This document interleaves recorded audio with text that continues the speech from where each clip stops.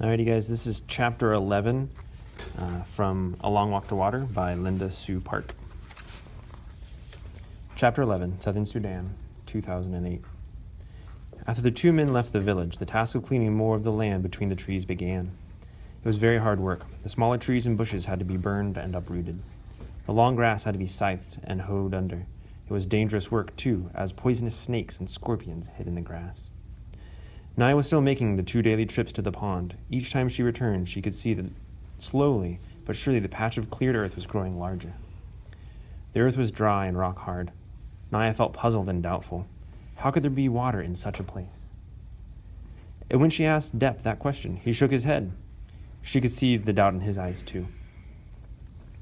Southern Sudan and Ethiopia, 1985. They buried Uncle in a hole about 2 feet deep. A hole that had already been made by some kind of animal. Out of respect for him, the group walked no more that day, but took time to mourn the man who had been their leader. Salva was too numb to think, and when thoughts did come to him, they seemed silly. He was annoyed that they would not be able to eat after all. While the men had been looting the group, more birds had arrived and picked at the roasted stork, until it was nothing but bones. The time for grief was short, and the walking began soon after dark. So, despite the numbness in his heart, Salva was amazed to find himself walking faster and more boldly than he had before. Mariel was gone. Uncle was gone too, murdered by those newer men right before Salva's eyes.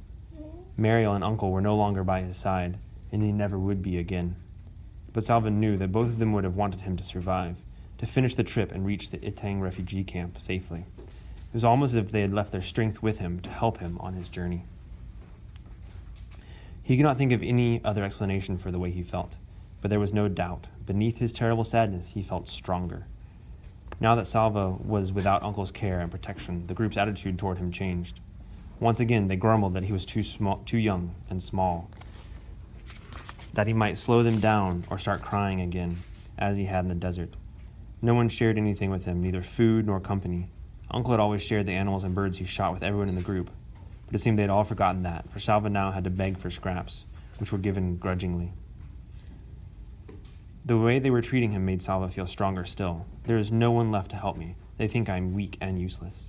Salva lifted his head proudly. They are wrong, and I will prove it. Salva had never before seen so many people in one place at the same time. How could there be this many people in the world?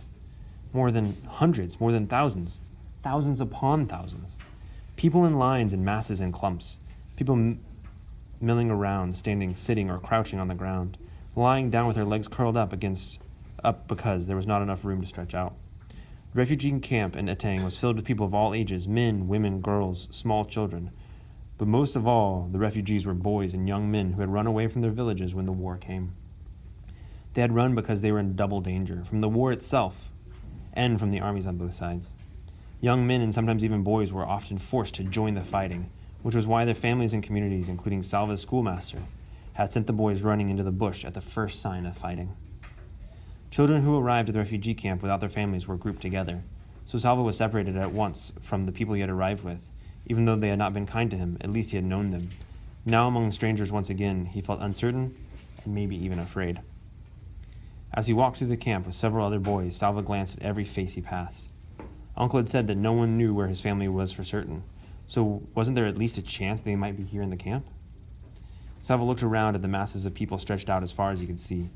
He felt his heart sink a little bit, but he clenched his hands into fists, and made himself promise, if they are here, I will find them. After so many weeks of walking, Salva found it strange to be staying in one place. During that long, terrible trek, finding a safe place to stop and stay for a while had been desperately important. But now that he was at the camp, he felt restlessness, almost as if he should be walking again. The camp was safe from the war. There were no men with guns or machetes, no planes with bombs overhead. On the evening of his very first day, Salva was given a bowl of boiled maize to eat, and another one the next morning. Already things were better here than they had been during the journey.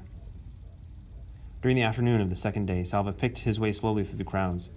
Eventually he found himself standing near the gate that was the main entrance to the camp. Watching the new arrivals enter, it did not seem as if the camp would possibly hold any more. But still they kept coming, long lines of people, some emaciated, some hurt or sick, all exhausted. As Salva scanned their faces, a flash of orange caught his eye. Orange! An orange headscarf! He began pushing and stumbling past people. Someone spoke to him angrily, but he did not stop to excuse himself.